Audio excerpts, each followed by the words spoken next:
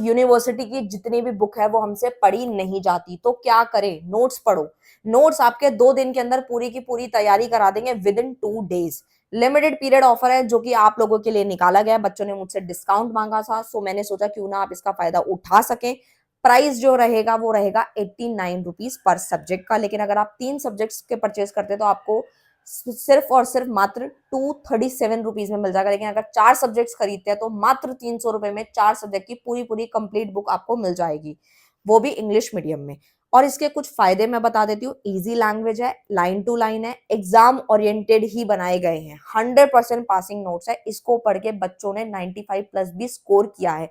सो करना क्या है, दिए गए नंबर पे व्हाट्सएप करें और इसका पीडीएफ का फायदा उठा लीजिए, क्योंकि लिमिटेड पीरियड ऑफर है। इसको पढ़ के आप pass. Everyone, hello everyone, welcome to this channel Nanak education point. Myself Heena Thakkar, और आज हम बात करेंगे ई कॉमर्स के जो ब्लॉक नंबर 1 था उसका यूनिट नंबर 1 में करवा चुकी हूँ, यूनिट नंबर 2 भी करा चुकी हूँ, एंड आज हम डिस्कस करेंगे यूनिट नंबर 3।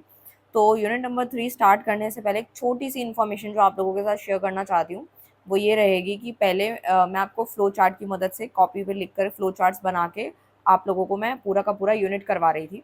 बट अभी क्या है, टाइम बहुत ही ज़्यादा कम है। मैं नहीं चाहती कि अदर और भी सब्जेक्ट्स हैं जो छूट जाएं आप लोगों के, क्योंकि एग्ज़ाम का टाइम बहुत कम बचा है और सब्जेक्ट सच में बहुत सारे हैं, मुझे सबका वीडियो बनाना है।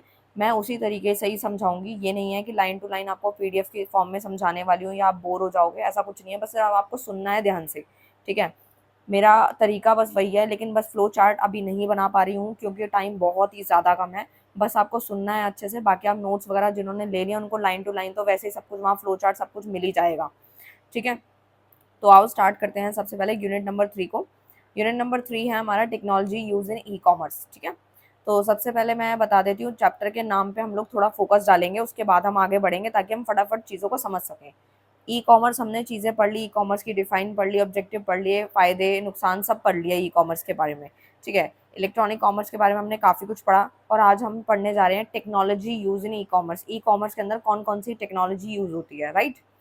तो सबसे पहले अगर मैं बात करती हूँ इंट्रो पार्ट की, तो इंट्रोडक्शन में हम लोगों ने ऑलरेडी इससे प्रीवियस चैप्टर में B2B के बारे में पढ़ा था, B2C के बारे में पढ़ा था एंड C2C के बारे में पढ़ा था। ये सारी ट्रांजेक्शन्स होती हैं हमारी, जो कहीं ना कहीं हम देखते हैं अपने डेली लाइफ में, और एक ड्रास्टिक चेंज लाने के लिए हम अपने न्यू टेक्नोलॉजी को लेकर आते रहते हैं। इंटरनेट की फैसिलिटी आज आज आप देख पा रहे होंगे कि किस तरीके से इंटरनेट काम कर रहा है। एक मोबाइल से हम क्या नहीं कर सकते, कोई फ्लाइट की टिकट बुक करनी है, कहीं होटल बुक करना है, कहीं रेस्टोरेंट जाना है, कोई कैब बुक करनी है। मैं कह रही हूँ इतने सारे एग्जांपल्स हैं ना कि आज हम मोबाइल से इतना कुछ कर पा रहे हैं, तो लैपटॉप से तो पता नहीं क्या क्या कर पा रहे होंगे, ठीक है।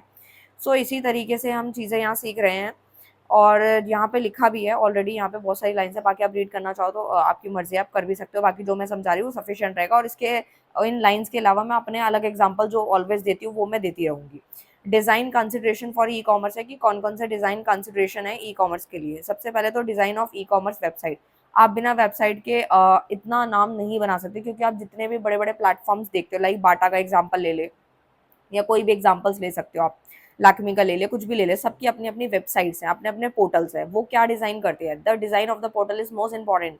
आप प्रोडक्ट के बारे में अगर जानना चाहते हैं तो कंपनी का जो मालिक होगा उसके पास इतना टाइम नहीं है कि वो आपको, आप उसको फ़ोन करें या वो आपको फ़ोन करके ये समझाए कि मेरे प्रोडक्ट की क्या क्वालिटी है, किस तरीके से काम करता है, कुछ नहीं बताएगा। तो अगर उसे अपने प्रोडक्ट की पूरी इन्फॉर्मेशन देनी है तो अपनी वेबसाइट का लिंक देता है, तो वहाँ पे पूरा का पूरा हमें पता चल जाता है। यानी design of e commerce website सबसे पहला point. Second one is easy navigation होता है, ईजी टू यूज़ होता है। Navigation is essential for any website and even more so far online shopping. आप ऑनलाइन शॉपिंग वगैरह करते हैं, उसमें भी देखते हैं। Customer prefer e commerce portal. आज के टाइम पे कस्टमर जो है ना वो ई कॉमर्स पोर्टल पे इतना ज़्यादा विश्वास करता है, मतलब ऐसा नहीं है। हमने पीछे भी पढ़ा, ट्रेडिशनल के बारे में पढ़ा कि हम लोग दुकान पे जाया करते थे। आज भी कुछ लोग ऐसे हैं जिन्हें ऑनलाइन चीज़ें पसंद नहीं आ रही, लेकिन धीरे धीरे स्विच हो रहे हैं, वो उस चीज़ में ढल रहे हैं। तो इसी तरीके से ईजी नेविगेशन होने लग गया है कि कस्टमर प्रेफर कर रहा है ई कॉमर्स। घर बैठे बैठे चीज़ें आ जाती है, रात को 12 बजे ऑर्डर करो, 2-4 दिन 5-6 दिन में घर तक पहुंच जाता है, हमें जाने की भी जरूरत नहीं पड़ती। बहुत सारे बेनिफिट्स हम लोगों ने पीछे पढ़े थे। सिंपल चेकआउट होता है, यानी कि सीओडी। अगर हमें विश्वास नहीं है तो हम सीओडी भी कर सकते हैं कि सामान आया, उसके बाद चेक चेक तो क्या ही करेंगे, चेक करना चाहो तो कर भी सकते हो, अदरवाइज हम पेमेंट कर देते हैं। और डिजिटल वॉलेट है, डेबिट कार्ड है, क्रेडिट कार्ड है, इन सब चीज़ों से हमारी पेमेंट्स हो जाती है। लॉजिस्टिक है, logistic management is one of the key consideration point for during business either locally और अराउंड द ग्लोब। ग्लोबली होता है, ये तो पता ही होगा, किसी छोटे एरिया में तो नहीं होता ना। कभी आपने सुना है कि ई कॉमर्स का जो प्लेटफॉर्म है, ये जो वेबसाइट बनाई गई है, वो सिर्फ और सिर्फ 2 किलोमीटर के दायरे में बनाई गई है या 5 किलोमीटर के दायरे में बनाई है, नहीं। उसका जो लेवल है वो ग्लोबली है, वो कहीं भी आप मंगवा सकते हो। आप यहाँ बैठे बैठे आपको साड़ी चाहिए, आप गुजरात से ऑर्डर करो, आपके विदिन लाइक 8 to 10 डेज में आ जाएगी। वो भी मैंने ज़्यादा बताया, उससे कम डेज में ही आ जाती है। तो मतलब क्या, आपको जाने की जरूरत नहीं पड़ी, आपको वहाँ का पैटर्न भी पता चल जाएगा, घर बैठे बैठे हर चीज़ हो गई। गुड प्रोडक्ट पेजेस होते हैं।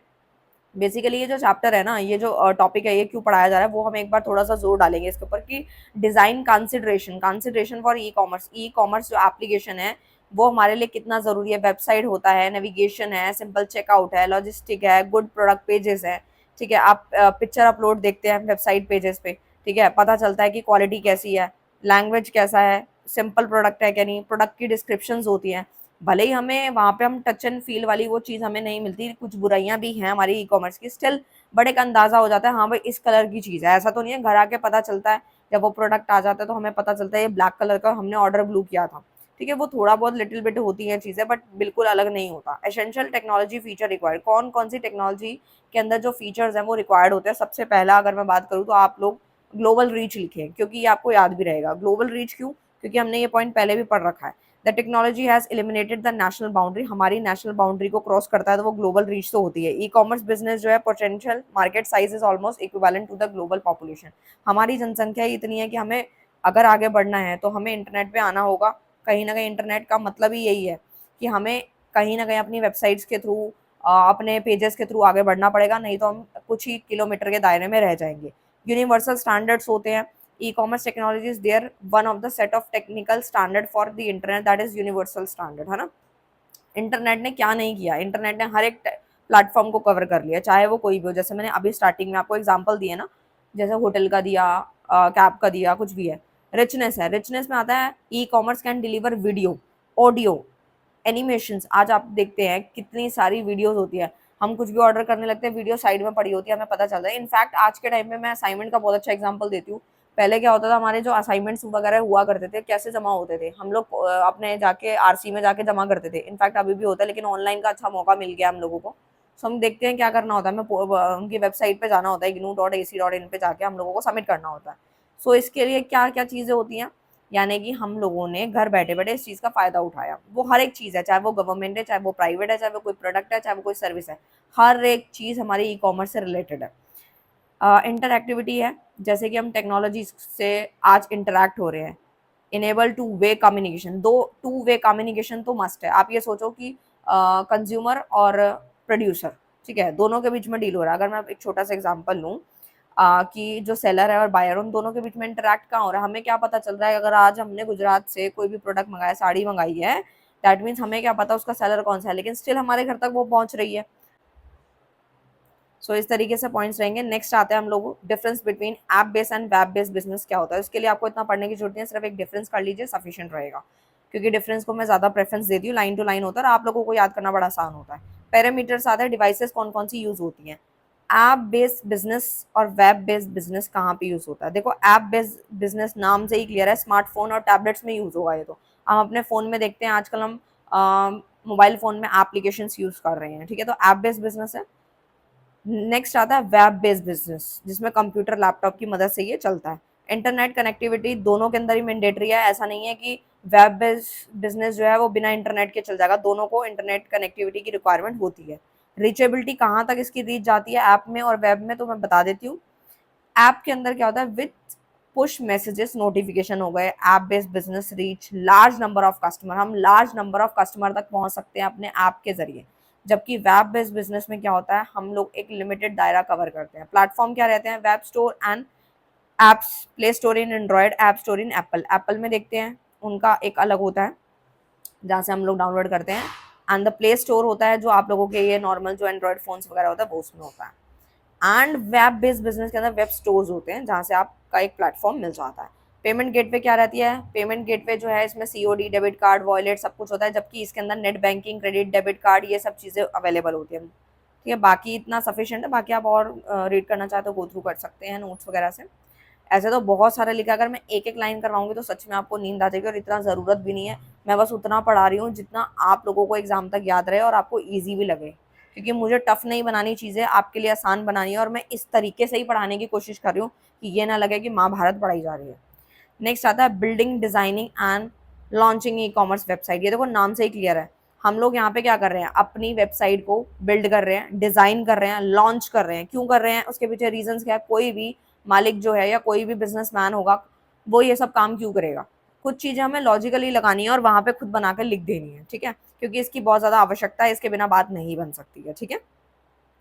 नेक्स्ट आता है आपका SDLC, cycle for designing e commerce solutions है, जिसको आप एक बार रीड कर सकते हो, जिसमें यहाँ पे बताया गया, मैं छोटे छोटे पॉइंट्स बता देती हूँ। जैसे सिस्टम एनालाइज, प्लानिंग करना, पहले आप चीज़ों की प्लानिंग करते हैं। जैसे in the phase objective of the website to be developed are identified and defined, system requirement are also gathered on the basis of the system requirement specification document is prepared। आप लोग अपने documents prepare करते हैं, यानी 5 major step हैं SDLC की। किसके, SDLC यानी कि बोले तो आपकी ये दिया गया है डिजाइनिंग।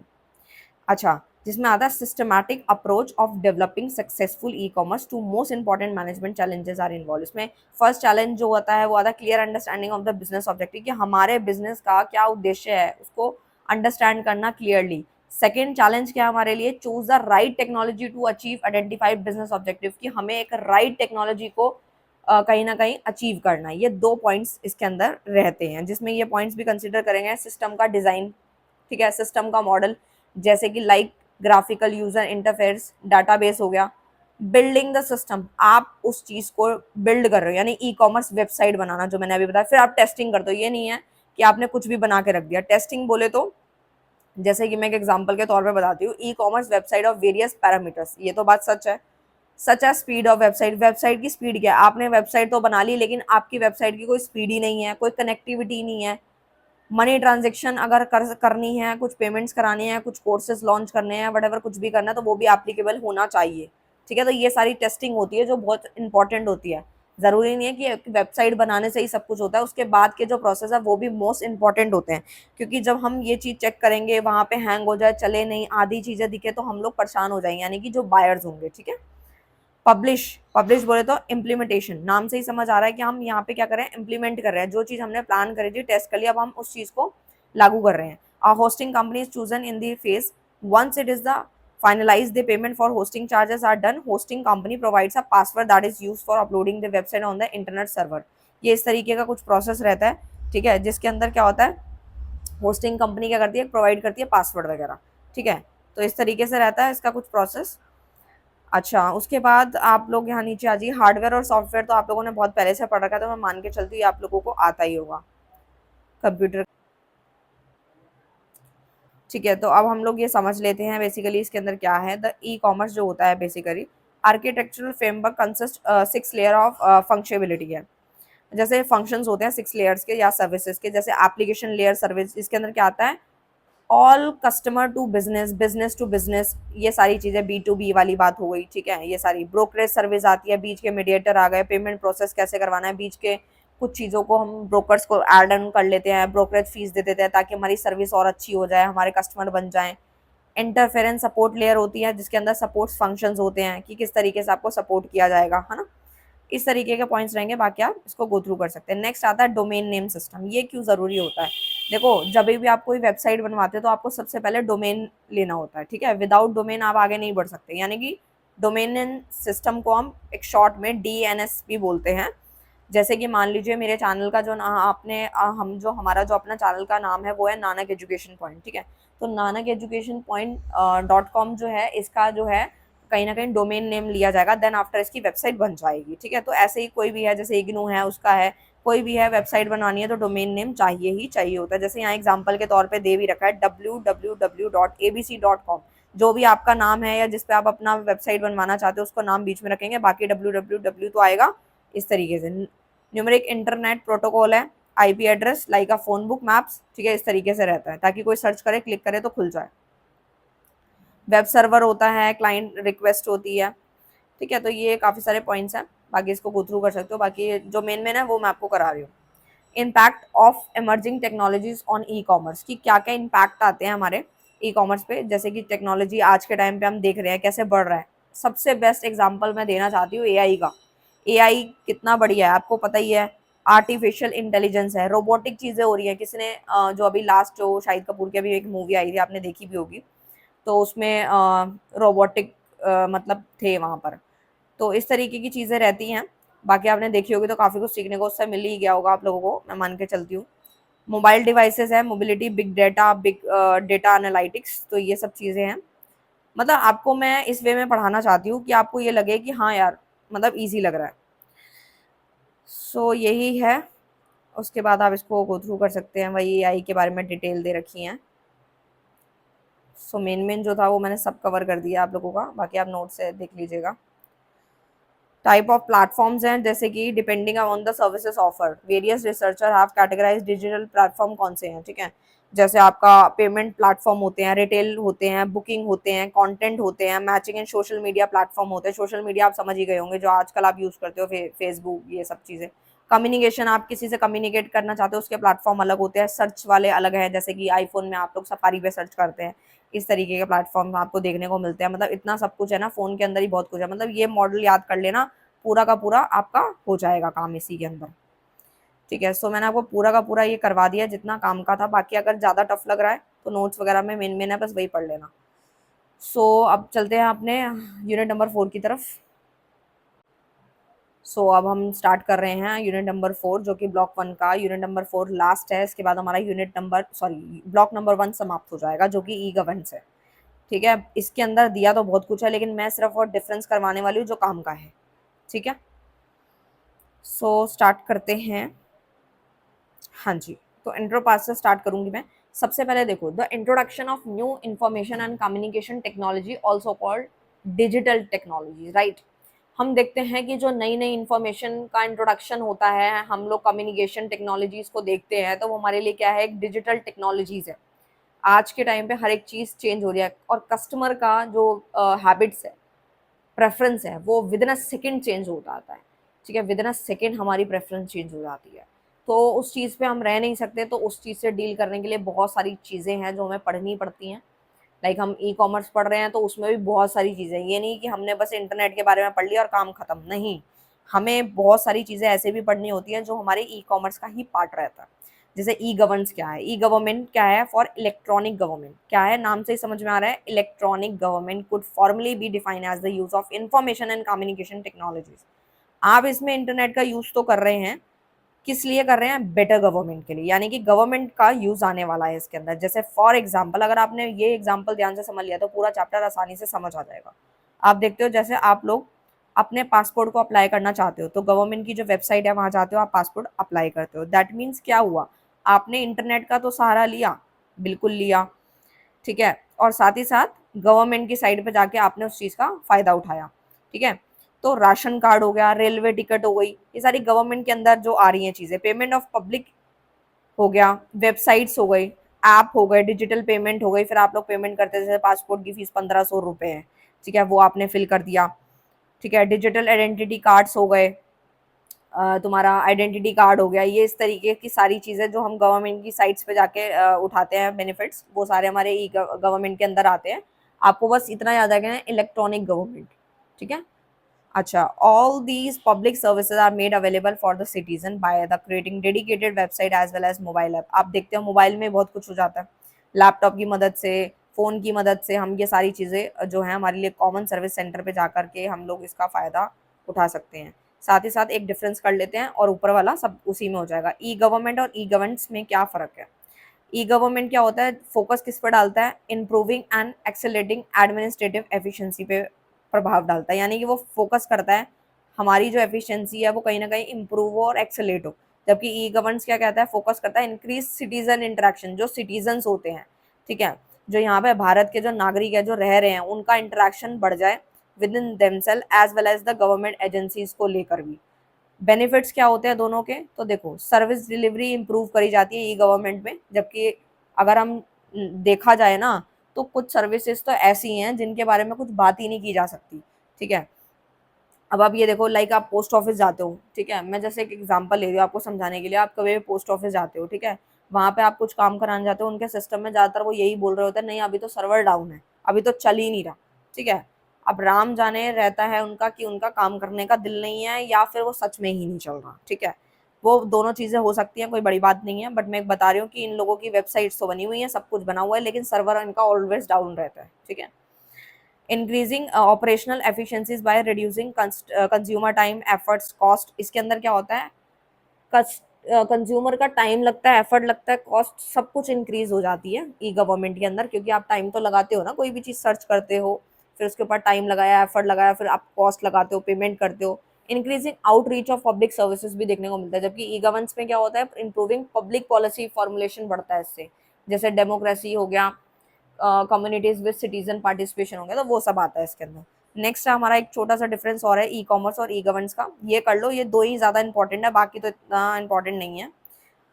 बाकी एग्जामिनर का पता नहीं होता, कुछ भी दे सकता है, बट हम पढ़ के चल रहे हैं सब। ई कॉमर्स क्या है, मेक प्रॉफिट, मोटिवेशन क्या है इसका, प्रॉफिट ही है। जबकि ई गवर्नेंस का क्या है, सोशल यूटिलिटी को मैक्सिमाइज करना, समाज की यूटिलिटी को बढ़ावा देना। बोलते तो बहुत कुछ है, लेकिन होता क्या है वो तो हमें भी पता है।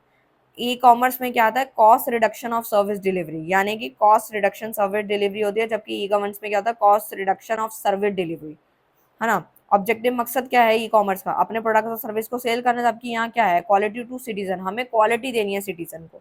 अच्छा, फिर आता है हम लोगों की प्रायोरिटी क्या रहती है, सेफ एंड सिक्योर ट्रांजेक्शन हो जाए ई कॉमर्स के अंदर, ताकि उनका पैसा वेस्ट ना हो कंज्यूमर का, क्योंकि अगर वेस्ट होगा तो उसका मन भर जाएगा, वो सोचेगा यार लॉस हो गया। अब आप देखो, आप अमेजोन पे कुछ भी ऑर्डर करते हो, या फिर आप फ्लिपकार्ट से करते हो, मिंत्रा से करते हो, कहीं से भी करते हो, तो आपका एक ट्रस्ट बना हुआ है, ठीक है। आपके को पता है कि अगर आपने, फॉर एग्जांपल मैं एक अच्छा एग्जांपल देती हूँ आप लोगों को, लाइक आपको कुछ खाने का मन है और आपने स्विगी से कुछ ऑर्डर किया है, और आप जो पेमेंट कर रहे हैं वो अपने पेटीएम से कर रहे हैं, तो पेटीएम पे आता है ना स्क्रीन पे, जैसे आप ऑर्डर बुक करते हो तो वहाँ आता है कि आप कहाँ से पेमेंट करना चाहते हो। तो अगर आपने पेटीएम पे क्लिक करा, तो पेटीएम से क्या होता है, आपने पेमेंट कर दी, सीधा जो आपके स्विगी के अकाउंट में चला जाता है। तो आपको एक ट्रस्ट है ना कि हाँ भैया सही अकाउंट में गया, नाम भी लिखा गया, सब कुछ ओके है, ठीक है। जबकि एक ट्रस्टफुल चीज़ है कि सिक्योर ट्रांजेक्शन है एंड सेफ है। अगर आपको कोई और लिंक भेज दे और आपको बोला जाए यहाँ पे आपको ट्रांजेक्शन करनी है, आपको ट्रस्ट नहीं बन पाएगा, ठीक है। तो ई कॉमर्स वेबसाइट्स जो होती हैं ये इसलिए कहीं ना कहीं बेनिफिशियल्स होती हैं, एप्लीकेशन जिन्होंने अपनी गुडविल बनाई है। ई कॉमर्स में क्या होता है, मिनिमाइज डिजिटल डिवाइड हो जाता है। टेक्नोलॉजी जैसे इंटरनेट, ये सब कॉमन है दोनों का, आप सेम लिख सकते हैं टेक्नोलॉजी के मामले में। एंड सर्विसेज आपको पता ही है, प्राइमरी ट्रांजेक्शन है। कुछ डिजिटल टेक्नोलॉजीज गवर्नेंस के कुछ फ़ायदे हैं, ये तो आप खुद भी लिख सकते हो यार, देखो फास्ट वाला है, ये भी पता है हमें, और रिडक्शन इन डिले हो गया, इफेक्टिव यूटिलाइजेशन ऑफ रिसोर्सेज है, सिटीजन का पार्टिसिपेशन इन्हांस होता है, ठीक है, अगर उसको कहीं ना कहीं large scale citizen participation in policy making process of government, ठीक है। क्या आप आजकल देखते हो ना कि पासपोर्ट का भी आप एग्जांपल ले सकते हो, या फिर आप बैंक का ले लीजिए, कुछ भी काम है, हर एक काम जो है वो हम घर बैठ के कर सकते हैं, लेकिन कुछ तो ऐसे होते हैं जहाँ पे हमें बैंक, पोस्ट ऑफिस या उनके मेन ऑफिस जाना ही होता है। वो छोटे मोटे काम होते हैं, जो मेन काम होते हैं उसके लिए जाना होता है, बाकी अदरवाइज छोटे मोटे काम तो घर पे हो ही जाते हैं। फिर आता है आप लोगों का Gartner's evolution model of e governance, जिसके अंदर ना ये 4 चीजें आपको याद रखनी है कि impact on public service delivery, ठीक है। तो किस तरीके से है, सबसे पहला पब्लिशिंग ऑफ इन्फॉर्मेशन, आपने इन्फॉर्मेशन या सर्विस को पब्लिश कर दिया, जैसे कि इन्फॉर्मेशन, फिर आप इंटरेक्शन करते हैं, फिर ट्रांजेक्शन करते हैं, फिर ट्रांसफॉर्मेशन होता है, ठीक है। तो टू वे ट्रांजेक्शन होती है, बिल्कुल जाहिर सी बात है, गवर्नमेंट स्टेक होल्डर के बीच में। कोलैबोरेशन है, department and sharing of services, आपने कोलैब किया department and service of, sorry, हाँ जी, sharing of services. Last one is transformation होता है, जिसके अंदर आपका कस्टमाइज इन्फॉर्मेशन हो गई as per the citizen requirement की, सिटीजन को क्या रिक्वायरमेंट्स है, यही नीचे दिया गया है, बाकी आप इसको गो थ्रू कर सकते हो, जो मैंने अभी आपको शॉर्ट में समझा दिया। कोशिश मेरी यही रहती है कि मैं इन शॉर्ट आप लोगों को करवा दूँ, बाकी आप इसको गो थ्रू कर सकते हैं, ज़्यादा कोई डिफिकल्ट नहीं है, समरी भी दे रखी है। सो पूरा का पूरा ब्लॉक 1 यहीं खत्म होता है, मिलते हैं हम लोग ब्लॉक 2 के साथ, तब तक के लिए bye bye, thank you so much.